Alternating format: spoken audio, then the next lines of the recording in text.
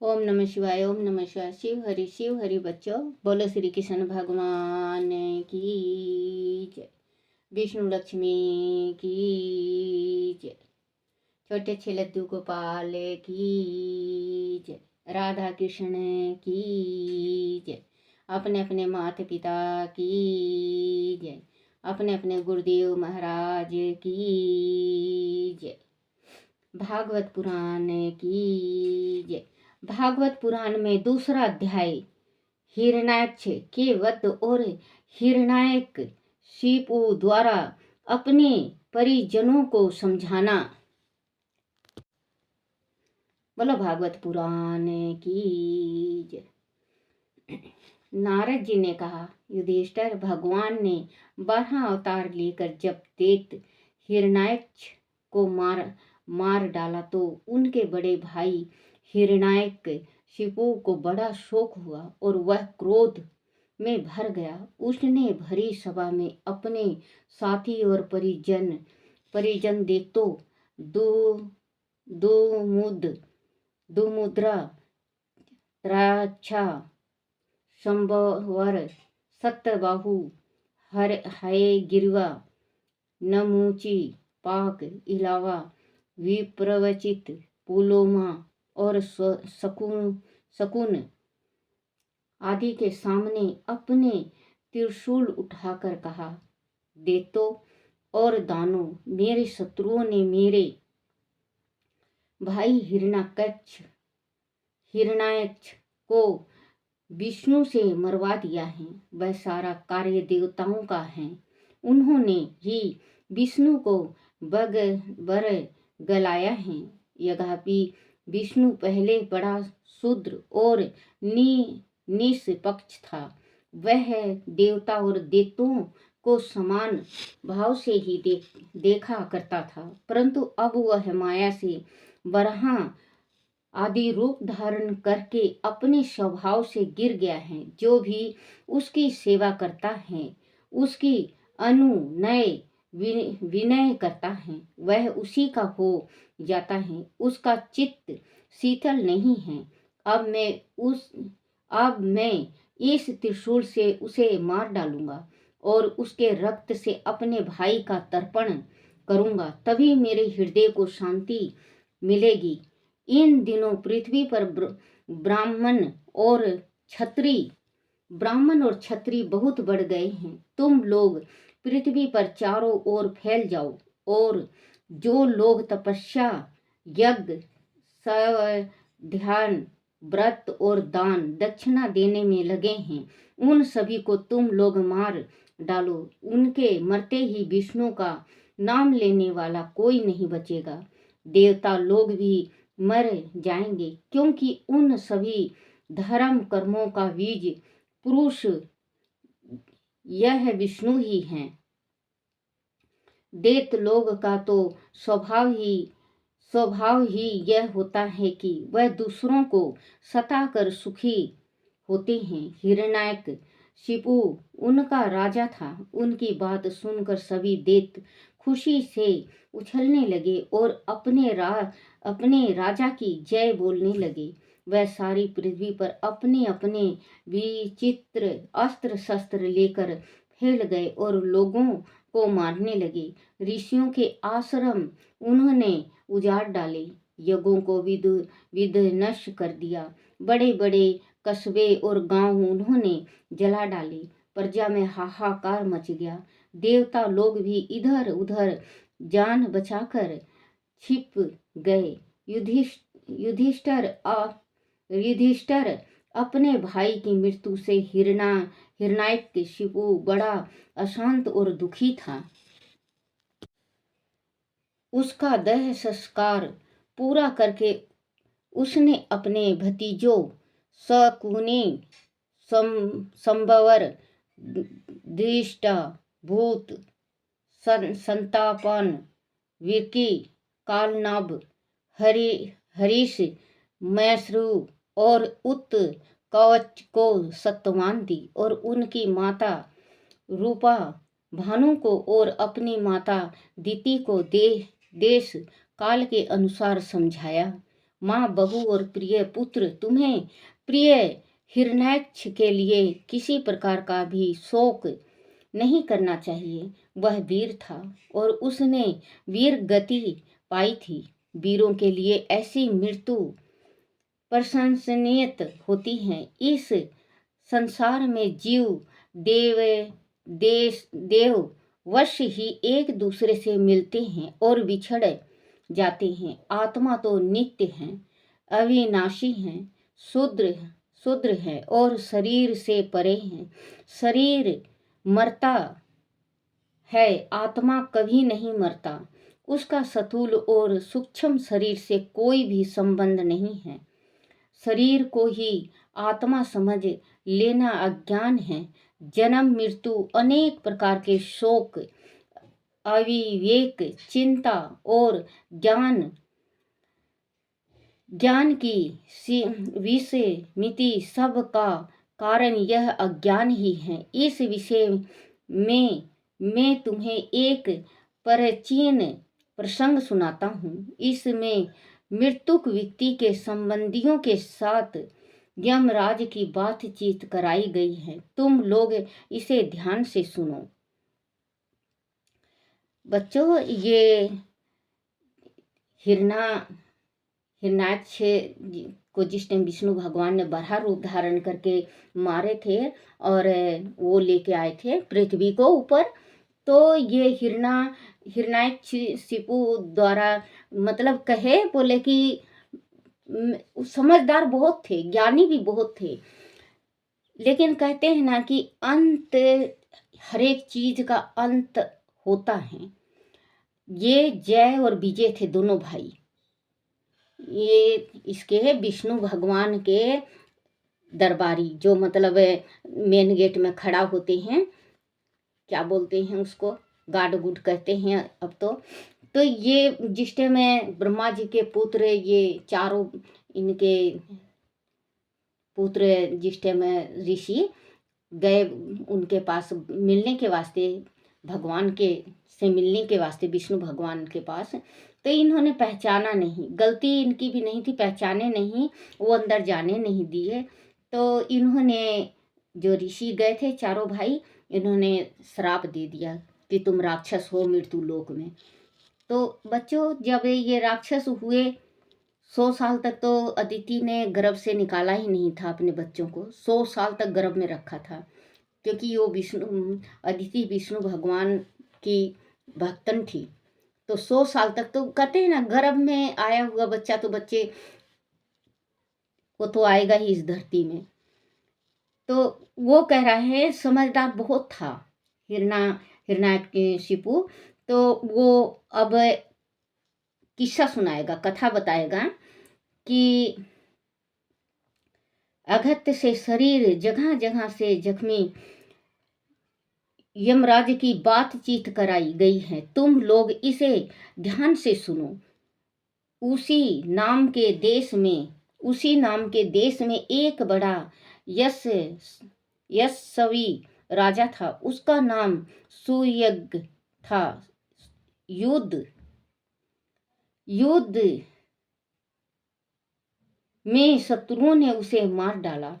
उसके मरने पर उसके भाई बंधु उसे घेर कर बैठ गए। उसके सारे अस्त्र शस्त्र छीन भीन हो गए थे। कवच टूट फूट गया था। बाणों के आघात से शरीर जगह जगह से जख्मी हो गया था और उससे रक्त बह रहा था। सारा चेहरा चिरेत विक्षेत्र हो गया था। राजा सुयोग्य की पत्नियों ने अपने पति की ऐसी दशा देखी तो उन्हें बहुत दुख हुआ। वह दहाड़ मार मार कर रोने लगी और सिर पटकने लगी। वह जोर जोर से विलाप करती हुई अपनी छाती पीटती और स्वामी के चरणों से लिपट जाती। उन्हें सर्वाधिक दुख इस बात का था कि अब पति के बाद उनका क्या होगा। वह अपने पति के साथ बिताए क्षणों को याद करके रोने लगी। उनके कारण राजा के दह संस्कार में बड़ा विलंब हो रहा था। तभी सूर्य अस्त हो गया। उसी समय सवय साय यमराज एक भिक्षुक बालक के भेष में वहां आया और उनसे कहने लगे।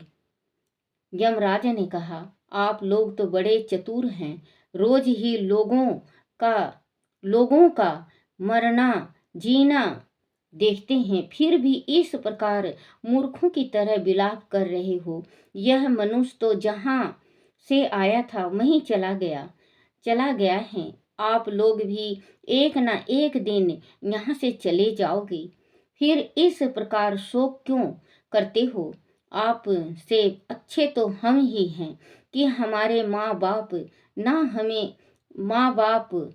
ने हमें छोड़ दिया है।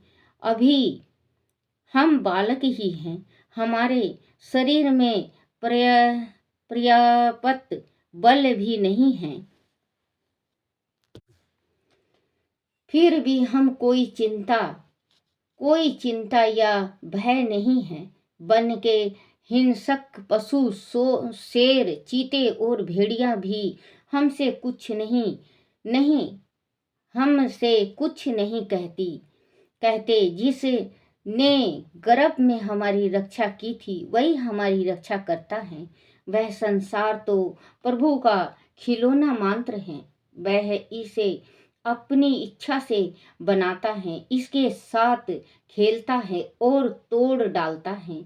भाग्य आदि अनुकूल हो तो रास्ता में गिरी वस्तु ज्यों की त्यों पड़ी रहती है, कोई उसे छूता तक नहीं। लेकिन आदि भाग प्रतिकूल हो तो घर की तिजोरी में सुरक्षित रखी वस्तु भी चोरी हो जाती है। ईश्वर की इच्छा से मनुष्य का जीवन सुरक्षित और सुखी रहता है और उसी की इच्छा से यह नष्ट हो जाता है और दुखी रहता है। देखो बच्चों, ये यमराज ने कितनी अच्छी बात कही है कि अगर तकदीर में होता है तो कुछ हमारा गिर जाता है तो बच्चों वो हमें मिल जाता है। कहते हैं ना कि पसीना की कमाई है कहाँ जाएगा, जरूर मिल जाएगा, वो मिल जाता है। और अगर हमें किसी चीज का कोई चीज हमारा नहीं हुआ तो हमारे घर के तिजोरी से भी वो गायब हो जाता है, तिजोरी में भी नहीं रहता, चोरी हो जाता है।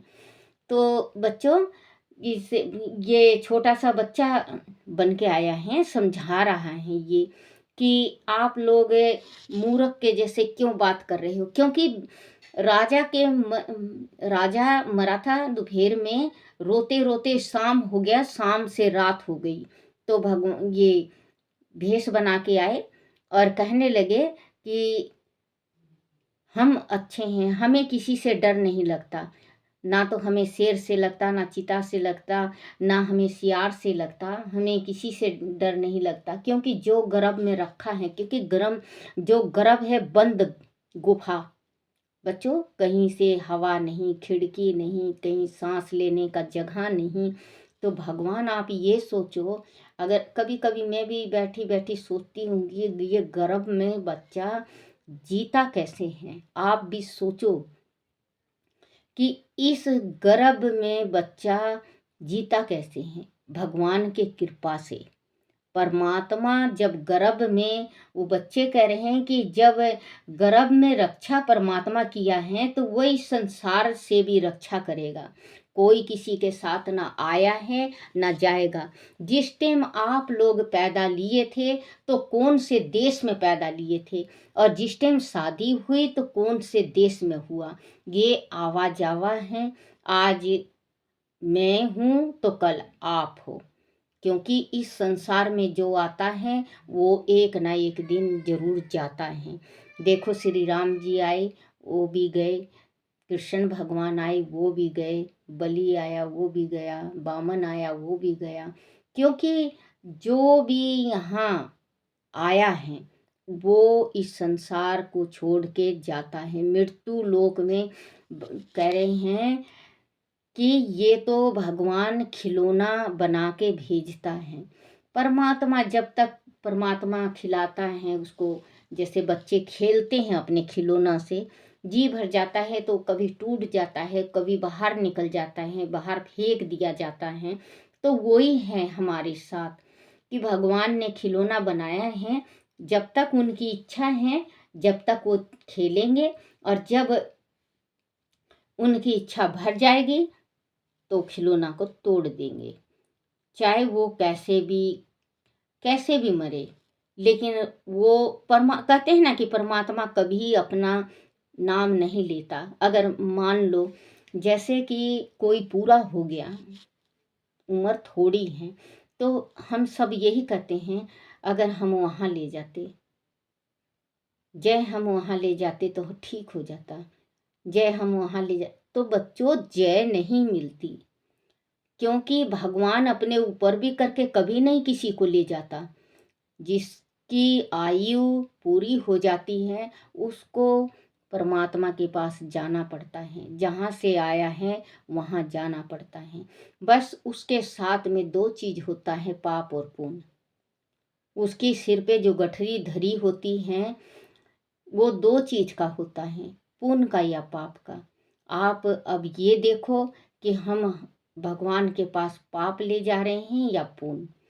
क्योंकि अगर हम थोड़े थोड़े भी दान करें तो हमारा एक दिन गठरी बड़ा बन जाएगा पुण्य का, और हम थोड़ा थोड़ा भी पाप करें तो एक दिन बड़ा गठरा बन जाएगा पाप का।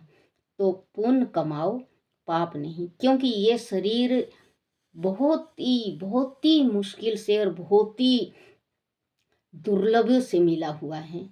इस शरीर को, मानव शरीर को अगर हम ऐसे ही व्यर्थ गंवा दें तो बच्चों हमारे पास कुछ नहीं है। क्योंकि 84 करोड़ साल, 84 लाख साल भुगत के फिर मानव की जोनी मिलती है, और मानव की जोनी मिलती है तेरे मेरे में करके हम बिता देते हैं, काट देते हैं। तेरा मेरा करते रहते हैं। वो तेरा मेरा से बच्चों भला नहीं होता। हम अपना आगत बिगाड़ रहे हैं। बच्चों आप ये बताओ, आप जिस टाइम जन्मे थी या मैं जन्मी थी तो मेरे साथ कोई जन्मा था? अकेली आई ना इस धरती पे, भगवान ने अकेले भेजा। और मैं जिस टाइम में मरूंगी, भगवान के पास जाऊंगी तो मैं अकेले ही जाऊंगी ना बच्चों। तो वही कहते हैं, खाली हाथ आया रे बंदे, मुट्ठी बांधे आया रे बंदे, खाली हाथ जाएगा, हाथ पसारे जाएगा। क्योंकि मुट्ठी जिस टाइम बच्चा होता है तो देखना दोनों मुट्ठी बंद होती है उसकी, दोनों मुट्ठी बंद होती हैं। और जिस टाइम इंसान मरता है उसकी हाथ खुली होती हैं, उसका हाथ दोनों खुला रहता है। क्योंकि भगवान ने कहा है कि मुट्ठी बांधे आया रे बंदे, हाथ पसारे जाएगा। क्या लेके तू आया था रे बंदे, क्या लेके तू जाएगा? धन माया और अपनापन सब छोड़ के जाएगा। जो दान किया, जो पाप किया, वो साथ तेरे ही जाएगा। क्योंकि जो हम दान पुण्य करते हैं वही हमारे साथ जाता है, और कुछ नहीं जाएगा। बच्चे नहीं जाएंगे, माँ नहीं जाएगी, बाप नहीं जाएगा, भाई नहीं जाएगा, पृथ्वी नहीं जाएगी, दौलत नहीं जाएगी, सोना चांदी नहीं जाएगा, हमारे साथ हमारा काया भी नहीं जाएगा। बच्चों, जो ये हमारा काया है, ये जो शरीर है हमारा, जिस पे हम गरुड़ और अभिमान करते हैं, वो शरीर भी नहीं जाएगा। बच्चों, मैं जली हुई हूँ। मुझे आज मैं 1984 में जली थी, दिखे 84 में या 85 में जली थी, 1984 या 85 में जली थी बच्चों। मैं इतनी बदसूरत हो गई थी, इतनी बदसूरत, मैंने 7 दफ़े सर्जरी कराई है अपने फेस का, 7 दफ़े गर्दन का, 7 दफ़े सर्जरी कराया है मैंने बच्चों। जब भी इंसान कोई देखता है बच्चों तो मेरी हंसी उड़ाते हैं। देखो ये तो परमात्मा का खेल है, कुछ पाप किया होगा मैंने तो मैं भुगत रही हूँ। लेकिन हंसी कभी किसी का नहीं करना चाहिए। भगवान के लाठी में आवाज़ नहीं होती। किसी का आत्मा को तड़पाना नहीं चाहिए, दुख नहीं देना चाहिए। अगर बच्चों आप पुण्य नहीं कमा रहे तो आप पाप भी मत कमाओ, क्योंकि संसार में बहुत हैं, लंगड़े हैं, लूल्हे हैं, बदसूरत हैं, काना है, कुब्जा है, गंजा है, भेंगा है। उनको देख के हंसी मत उड़ाया करो। जला हुआ करूब चेहरा है, कोढ़ी है, कुष्ठी है। संसार में बहुत ज़्यादा, जितने स्वस्थ हैं उतने ही बीमारी के भी मिलेंगे। आप किसी की हंसी मत उड़ाया करो, क्योंकि मैं आपको आज मुझे थोड़ा याद आ गया तो मैं बता रही हूँ। क्यों मैं आपको ये कही थी कि मैं संक्रांति पे जजमानों के यहाँ जाऊंगी, तो मैं बच्चों जजमानों के यहाँ गई थी, तो एक लेडीज मुझे देख के मुंह बना के हंस रही थी। तो मैंने यही कहा माता रानी से, भगवती से, मैं तो जब से जली हूँ आज तक मैं माँ का सहारा ले रखा। मैंने यही कहा, माता शक्ति आपको अर्पण, आपको अर्पण। मैं क्या करूँ माँ, जैसे आपने शकल दे दी वैसे ही जीना पड़ रहा है। अब इस शरीर को छोड़ भी तो नहीं सकते बच्चों। तो बच्चों दर्द बहुत होता है, किसी की हंसी मत उड़ाया करो, क्योंकि हंसी उड़ाने से दर्द बहुत होता है। तो बच्चों आप थोड़ा थोड़ा दान पुण्य करो। किसी की लड़की की कन्या की शादी हो तो कन्यादान जरूर दे के आओ। तिजोरी में सुरक्षित रखी वस्तु भी चोरी हो जाती है। ईश्वर की इच्छा से मनुष्य का जीवन सुरक्षित और सुखी रहता है, और उसकी ही इच्छा से वह नष्ट हो जाता है और दुखी रहता है। हे देवियों, सभी प्राणियों की मृत्यु अपनी पूर्व जन्मों के कर्मों के अनुसार, सुनना बच्चों, इसमें बहुत अच्छा दिया बता रही हैं हिरण्यकशिपु। हे देवियों, सभी प्राणियों की मृत्यु अपनी पूर्व जन्मों के कर्मों के अनुसार उसी समय पर होती है जो उसके लिए निश्चित है। उसी के अनुसार वह स्थान विशेष पर जन्म भी लेता है, परंतु आत्मा शरीर में रहते हुए भी उससे अलग रहता है। वह ना जन्म लेता है ना मरता है। मिट्टी के मकान की भांति वह शरीर भी मिट्टी का है। मोह के वासीभूत होकर सब इसे अपना समझ लेते हैं। जैसे पानी में विकार होने पर बुलबुले बनते हैं और पानी में ही नष्ट हो जाते हैं, उसी प्रकार यह शरीर बनते बिगड़ते रहते हैं। जैसे आकाश सब जगह रहने पर भी किसी के दोष गुण से लिप्त नहीं होता, उसी प्रकार वह आत्मा सभी जीवों में रहकर भी उनसे लिप्त नहीं होता है। अज्ञानियों, तुम जिनके लिए शोक कर रहे हो, वह सुयज्ञ नाम का शरीर तो तुम्हारे सामने पड़ा है, लेकिन इसमें रहकर जो सुनता था, बोलता था, उसे तो तुमने नहीं देखा। वह तो कभी का उसे छोड़कर चला गया। फिर तुम किसके लिए शोक कर रहे हो? क्या इस शरीर के लिए जो कुछ भी देर में सड़ने गलने लगेगा, शरीर के लिए जो कुछ ही देर में सड़ने गलने लगेगा और बदबू देने लगेगा, तब तुम्हें इससे घृणा करने लगोगे। जल्द से जल्द इसे अपने से दूर करना चाहने लगोगे। इस शरीर में जो प्राण अथवा आत्मा निवास करता है, वह इंद्रियों द्वारा सब पदार्थों का दृष्टा होकर भी इस शरीर से अलग है। वह शरीर को ग्रहण करता है और आवश्यकता न रहने पर उसे छोड़ देता है। वह इस शरीर से तभी तक बंधा रहता है जब तक इसे इस शरीर के द्वारा कुछ कर्म करने होते हैं। जो लोग इस शरीर और आत्मा के तत्व को जान लेते हैं वह कभी इस शरीर के लिए शोक नहीं करते। किसी जंगल में एक बहेलिया रहता था। विधाता ने उसे पक्षियों के काल रूप में ही रचा था। जहाँ कहीं भी वह जाल फैला देता वहीं लालच के वशीभूत होकर पक्षी उसमें फंस जाते। एक बार उसने कलिंग पक्षी के जोड़े को दाना चुगते देखा। उसमें से उसने मादा पक्षी को जाल में फंसा लिया।